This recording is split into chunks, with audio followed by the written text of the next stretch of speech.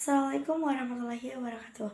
Perkenalkan, nama saya Aimatul Aziza dari kelas 3 PAC dengan NIM 214104021135. Di sini saya akan menjawab pertanyaan UAS sumber belajar PAI multimedia.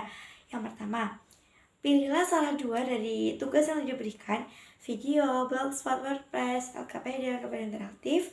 Kemudian jelaskan bagaimana cara menggunakannya.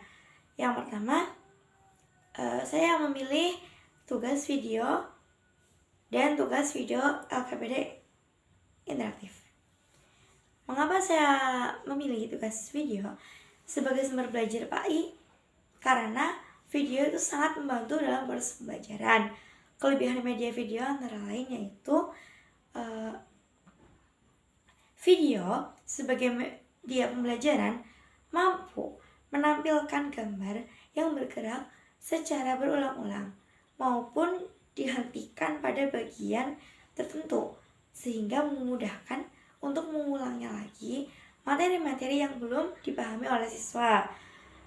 Video bersifat praktis, bersifat efisien waktu, mampu menarik perhatian siswa dengan timbalannya yang menarik, serta dapat digunakan secara individu maupun kelompok. Menggambarkan suatu proses secara tepat yang dapat dilaksanakan berulang-ulang jika diperlukan. Meningkatkan motivasi dan menanamkan sikap dari segi afektifnya yang mengandung pemikiran dan pembahasan dalam kelompok peserta didik. Video juga menyajikan peristiwa yang apabila berbahaya itu tidak dilihat secara langsung, namun ditunjukkan kepada kelompok besar ataupun kecil, kelompok heterogen maupun kelompok individu. Video juga menjadikan waktu lebih efisien, efektif. Misalnya, proses perawatan jenazah yang sesungguhnya itu dapat selesai sekitar beberapa jam, dapat hanya disampaikan beberapa waktu, sekitar 10 menitan dengan video. Kemudian saya memilih LKPD interaktif. Jenis LKPD interaktif itu dapat dikembangkan dan dijalankan dengan bantuan sistem komputer dengan dukungan internet. Fitur LKPD interaktif memiliki beberapa fitur dibandingkan LKS tradisional, seperti buku-buku. Kelebihan media antara lain menarik dan siswa itu langsung bisa mengisi di dalam LKPD interaktif. Interaktifnya itu seperti ada gambar-gambar dan siswa dapat lebih memahami materi pelajaran. Walaupun guru itu membuatnya agak sedikit ribet karena harus memasukkan materi dalam LKPD, harus memasukkan gambar-gambar yang cocok sesuai, dan harus tampil sesuai dengan prosedur dalam LKPD interaktif tersebut.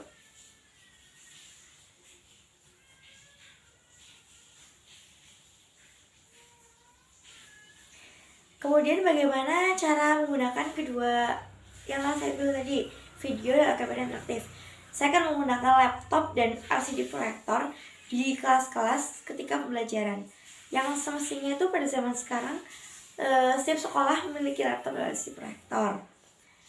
Untuk LKPD interaktif nanti akan saya gunakan sesuai dengan kebutuhan. Jadi tidak semua materi akan saya berikan LKPD interaktif atau lembar kerja peserta didik yang interaktif, karena itu akan memakan waktu yang sangat panjang. Jadi video maupun LKPD interaktif akan saya berikan kepada siswa sesuai dengan kebutuhan materi, misalnya seperti materi sholat, haji, seperti materi-materi yang banyak gerakan atau praktek-prakteknya itu akan saya terangkan dengan LKPD interaktif. Sedangkan yang banyak materinya akan saya banyak terangkan dalam video.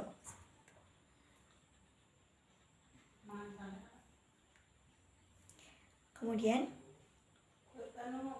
kedua, buatlah flowchart multimedia interaktif, kemudian jelaskan bagaimana cara kerjanya.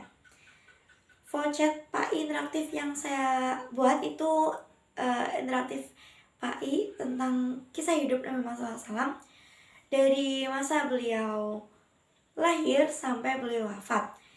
Jadi nanti waktu pertama kali masuk ke link flowchartnya itu akan disajikan siswa itu untuk mengisi identitas pribadi, kemudian mengisi seperti nama, absen, kelas, dan lain-lain. Nanti ada dua pilihan. Yang pertama itu materi atau berlatih. Antara materi dan berlatih menunya sama. Dari perjalanan Nabi Muhammad lahir, masa kecil, remaja, berdakwah, menikah, sampai wafat. Kemudian yang ketiga, sebutkan 3 kekurangan dan kelebihan dari 3 aplikasi sumber belajar PAI. Yang pertama, saya memilih YouTube. YouTube itu memiliki kelebihan yang mudah diakses melalui komputer, laptop, maupun smartphone. Namun memiliki kekurangan antara lain tidak pantas apabila dipertontonkan untuk umum, karena harus dipilih terlebih dahulu dan sesuai dengan usia. Lalu terkadang juga dapat mengandung ujaran kebencian dan memerlukan jaringan yang harus kuat. Aplikasi yang saya pilih kedua adalah e-learning, yaitu akan mempersingkat waktu belajar, memudahkan mobilitas interaksi siswa, memudahkan materi pembelajaran, siswa, guru, dan teman sekelas itu dapat saling bertukar informasi dan dapat mengakses materi pembelajaran kapanpun dan dimanapun.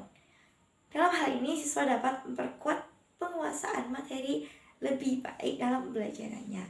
Sedangkan kekurangannya yaitu e-learning dengan menggunakan e-learning di mana platform pembelajaran itu dilakukan jarak jauh.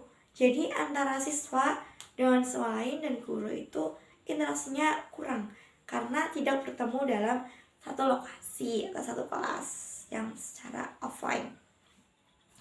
Selain itu, pembelajarannya juga berfokus pada penyampaian materi dan diskusi tanya jawab. Jadi tidak ada pelatihan atau praktek-praktek langsung. Kekurangannya yaitu adanya naik turun koneksi internet yang membutuhkan banyak kuota data. Aplikasi yang ketiga yang saya pilih adalah Quizzes. Kelebihannya yaitu menyenangkan, waktunya yang real, efektif juga. Namun memiliki kekurangan yang tergantung dengan jaringan internet, tidak bisa merevisi jawaban, dan tergantung dengan perangkat HP atau laptop. Jadi harus memiliki perangkat. Quizzes itu membantu untuk mengukur peningkatan kompetensi berstatistik yang dihitung dari sesi post-test dan pre-test pembuatan soal dari guru. Dengan itu dapat mengukur materi yang perlu didalami antar siswa. Jadi guru dapat mengetahui seberapa perlunya materi yang harus disampaikan. Sekian, terima kasih. Wassalamualaikum warahmatullahi wabarakatuh. Lambu, ulangi maring lah, elek.